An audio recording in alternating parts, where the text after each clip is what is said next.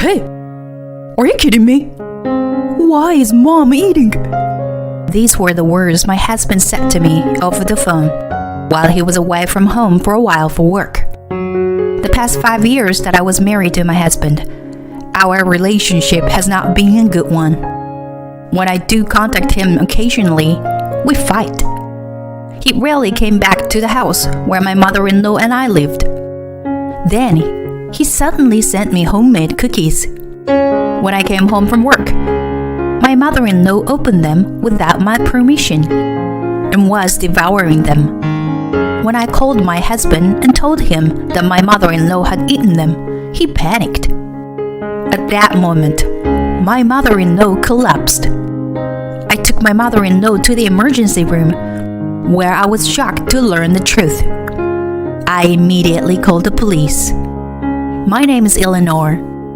I am 35 years old and I work at a nail salon. I met my husband Daniel on a group blind date. Colleagues from my nail salon had a group blind date every week.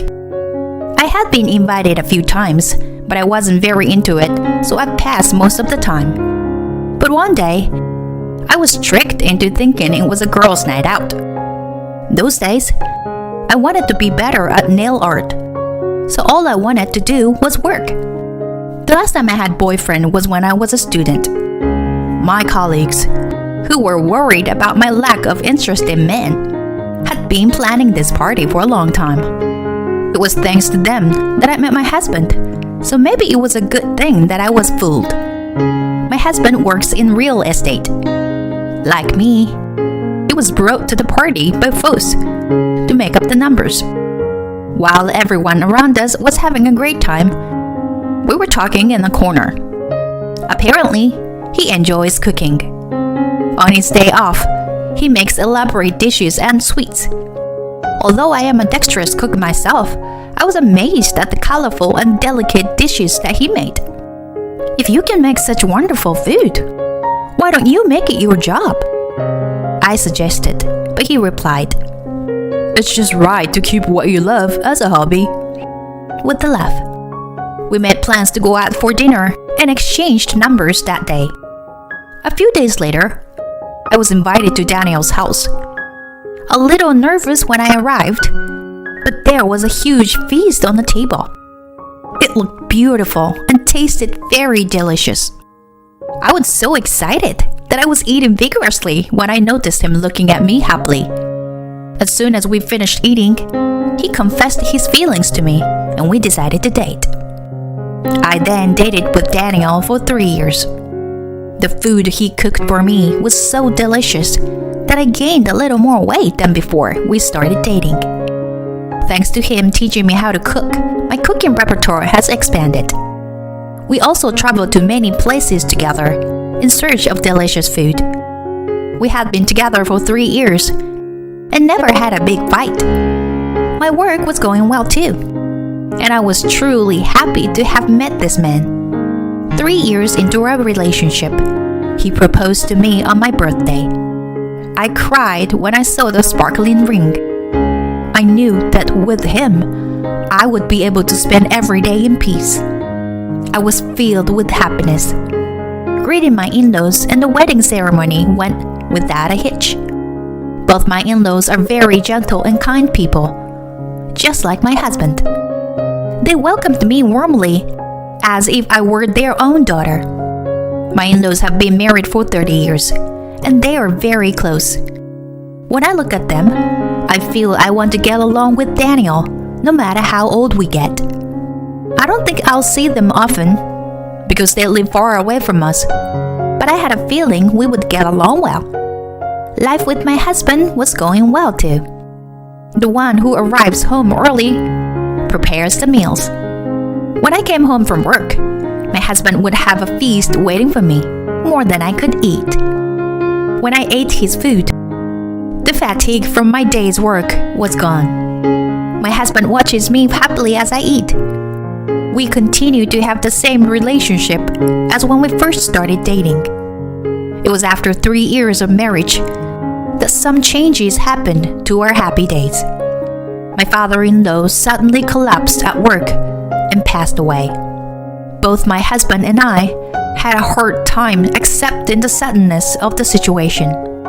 It was my mother-in-law who was even more saddened than we were. They were a very close couple, so it was understandable. Why? I didn't know what to say to my mother-in-law when I saw her crying in the hospital. Even after the funeral, my mother-in-law was still exhausted. She couldn't even go to her company, where she had worked without a single day off. And she ended up quitting her job. My husband and I frequently went to check on her, but she never seemed to get better. Every time I went to check on her, I thought about what I could do to help her. One day, when I went to check on my mother-in-law as usual, my husband suddenly suggested, "Why don't you come and live with us, Mom?" to his mother. I was surprised because I hadn't heard anything about it. But my husband is an only child, and my mother-in-law has no other family to rely on.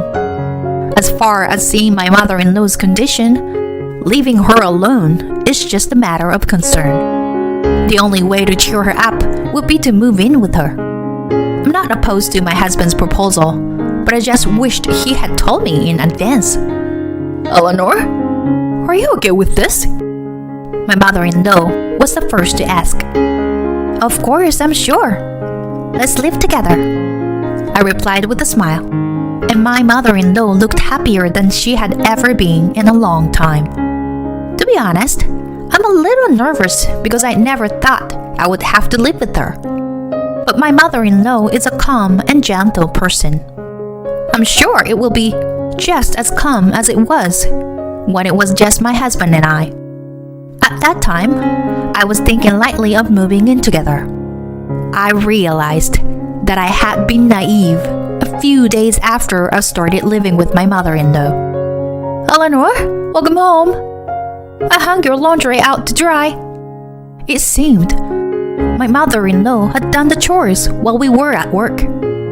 Thank you. Please, take it easy. I thanked my mother-in-law politely and went out on the balcony to take in the laundry.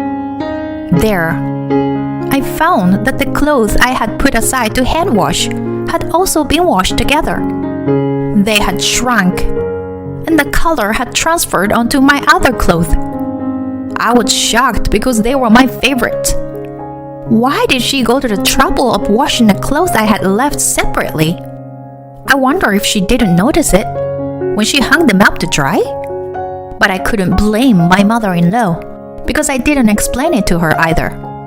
The clothes in the basket are those I'll hand wash, so I would appreciate it if you would not put them in the washing machine next time. I told my mother-in-law softly, but she didn't respond. I regretted it a little that I shouldn't have told her. My mother-in-law kept on putting the contents of the basket for hand washing in the washing machine again and again. Sometimes my wet clothes were left in the washing machine, and my clothes that was supposed to be in the laundry basket somehow ended up in the trash. By the time 2 weeks had passed, I began to think that I was being harassed. I would politely warn her, but my mother-in-law would either ignore me or just respond with an insincere, "Oh, I'm sorry." And she would repeat the same thing over and over again. I did what I could, such as washing the things I wanted to hand wash at night and telling her not to go into my room. But my mother-in-law continued to harass me in small ways. I would talk to my husband about it, but all he would say was, "No way. Why would Mom do that? Couldn't it be some kind of misunderstanding? How nice it would be if it was a mistake." I was so frustrated at my husband for not believing me. Then one day, my mother-in-law told me she had cleaned the house. I looked in the trash to find my practice nail tools thrown away. I had been using them since I was a student at vocational school. It was my precious tools that I had shared many hardships with. The moment I saw them in the trash, my blood rushed to my head. please don't throw away my precious tools. And the laundry too. You are always trying to harass me, aren't you? If you don't like something, tell me. I found myself yelling at my mother-in-law. You are a nagging wife. I just threw it away because it was dirty. If you say I'm harassing you, it sounds like it's my fault. My mother-in-law looked at me as if she hadn't done anything wrong. I was also angry that she called my precious nail tools dirty. So I kept shouting when, Eleanor, what are you doing? I heard my husband's voice behind me. I didn't realize my husband had returned. Daniel, Eleanor is being terrible. She tells my husband things that are not true. And when I tried to deny them, he would say, that's Eleanor's fault. She's an asshole. How can you be angry with Mom when you know she's not well? I was so upset that my husband didn't listen to my words at all that I started to cry. Even after that, my mother-in-law continued to harass me. We had many arguments, but my husband always took her side. The relationship between my husband and I was not so good anymore. He rarely cooked for us anymore, as he used to do in the past. I wished many times that we could go back to the good life we had before we moved in together. The only saving grace is that my mother-in-law doesn't harass me when my husband is home. I'm not afraid to go home when I'm at work, and my husband has his day off. But one day, after about a year of living like this, when the three of us were having dinner, my husband suddenly said, I'm gonna be transferred in a new place by myself next month. I was so surprised that I immediately asked him, What? A transfer? By yourself? But all he said was that he had already made the decision. He said he thought I would object if he told me beforehand. If he knew how I felt, he should have said no. I asked him if the three of us could live at the new place. He said he would be back in a few years, so we wouldn't all have to move. He knows my mother-in-law and I don't get along. I wonder if he doesn't feel any worries about us living together. I insisted that I didn't want him to move out every day from that, but he just brushed it off. In the end, he shouted, Shut up! I'm trying to make a living in a place I don't know, so you would keep up with it too. And made his way to his new place of work alone. From then on, life with my mother-in-law was hell. In addition to being harassed about laundry and cleaning, my favorite dishes and clothes were thrown away, and my packages were opened without my permission. The harassment got worse by the day. My husband didn't come home at all, but every once in a while he would call to say, You bullied Mom again, didn't you? My mother-in-law must have said something bad about me again. I would deny it as best I could, and we would fight. At home, I would fight with my mother-in-law, and on the phone, I would fight with my husband. I was sick and tired of it. Only while I was working, I could forget about the bad things. I was so glad I had a job. It was a year after I started living with my mother-in-law. When I came home from work, my mother-in-law was eating cookies. I don't know where she got them. These are the best cookies I've ever had, she said to me so I could hear her. I didn't care to respond, as I was getting dinner ready when I got a phone call from my husband. I thought it was probably about my mother-in-law again, but I picked up the phone. Did you enjoy the homemade cookies I made? He asked me happily. My husband's phone call reminded me that it was Valentine's Day. He never came home on my birthday or our anniversary, and he never sent me a present.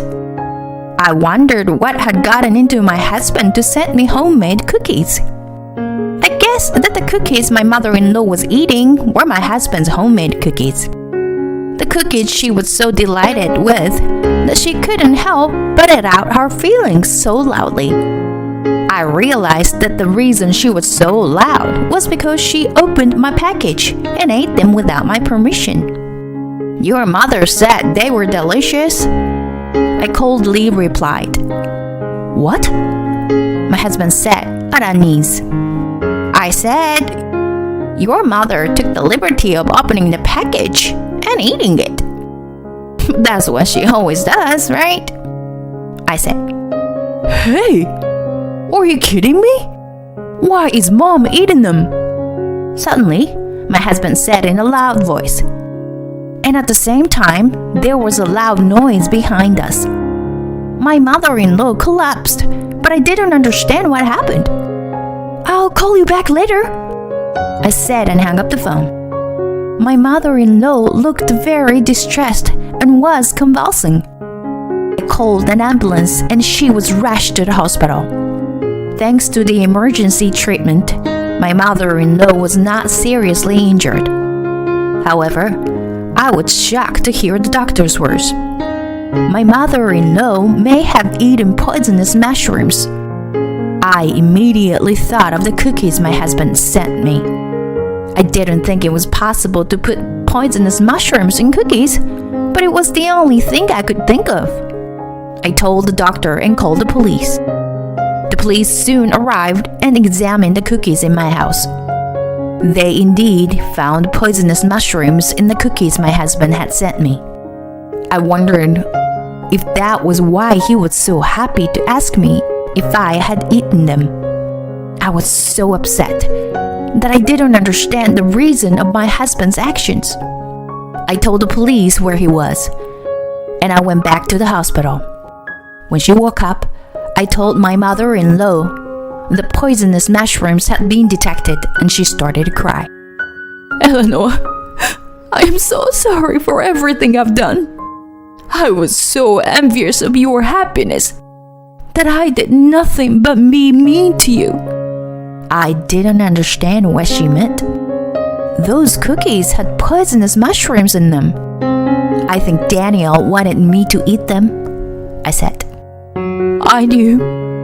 Daniel told me to feed them to you. I'm so sorry. My mother-in-law apologized. She told me that she had bad-mouthed me to my husband, as she always did. Then he said he was going to send me cookies with poisonous mushrooms to punish me. My mother-in-law said that was a bit much. But my husband didn't listen, saying it was nothing life-threatening and would only make me have a slight stomachache. She also said that the cookies were supposed to be the reason I would ask for a divorce. I couldn't believe it. As far as my mother-in-law was concerned, she was suffering more just in stomachache. After my mother-in-law received the cookies from my husband, she was worried about what to do with them. My mother-in-law didn't want to turn her son into a criminal if anything should happen to me. So she chose to eat them herself. I couldn't stop shaking when I heard her story. This matter is not something you could get away with. Just an apology. Do you think you've protected me? You are an accomplice too, you know? Daniel should be arrested by now. I don't want to see your face ever again, I told her while she kept apologizing. On my way home, I got a call from the police telling me that my husband had been arrested. I rushed home, packed my belongings, and went back to my parents' house. Later, after he was released, I asked my husband to fill in the divorce papers through my lawyer. And so, the divorce was finalized. It was also decided that I would receive alimony. The lawyer told me that my husband had been having an affair before he moved out. She said it was with a colleague at work. The reason for it was because my mother-in-law and I didn't get along well, and the atmosphere in the house was bad. Well, that's no reason to have an affair. He wanted to spend more time with his affair partner, so he'd ask for a transfer himself. He thought that if he was cold to me, I would ask for a divorce, so he started fighting me about my mother-in-law. He got tired of me not asking for a divorce and decided to commit this crime. I wonder why I had put up with it all these years. I had a little bit of hope that one day he would return to the gentle husband he had been when we were first married. But if this was the case, I wish I had asked him for a divorce sooner. I never thought that my husband's cooking, which I loved so much, would cause me such trouble. My husband was released from prison, but he was fired from his job because of this arrest. Apparently, it was originally rumored within the company that he was having an affair. And so, the woman he was having an affair with was fired along with him.